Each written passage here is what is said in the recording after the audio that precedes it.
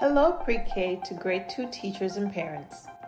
Here are a few tips on how to utilize the writing to respond process to prepare your early learners for writing.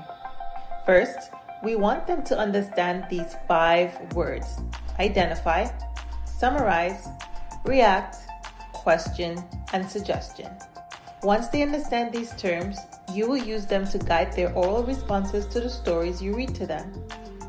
After they build their confidence in utilizing these words to respond orally, they will be better prepared for writing. They will begin their writing journey with drawings, then with words, phrases, and then sentences. Let's get started. First, teach the word identify. To identify is to look and find. Guide students through simple activities that help them identify. Use practice and assessment for pre-K to 1 for exercises. Begin with objects, then move to words. Progress based on your student's educational level. Then, introduce a favorite book to students. Point out the title and explain to students what is the title of a book. Point out the author and explain what it means to be an author.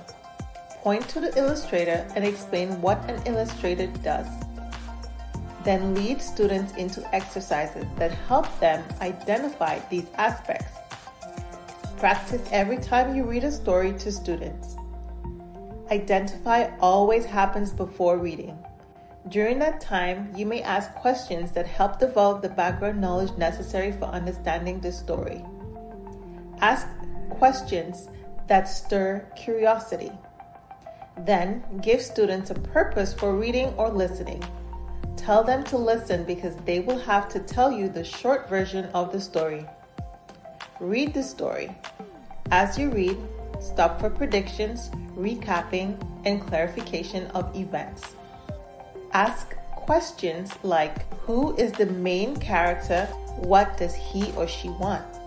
Then, move to step 2 of the writing to respond process, summarize. Teach students to tell the short version of a story. The short version includes all the most important parts of the story. It tells what happened in the beginning, the middle, and the end. Read a story and model a summary to students. Then, have them draw images that represent the most important event in the beginning, the middle, and the end.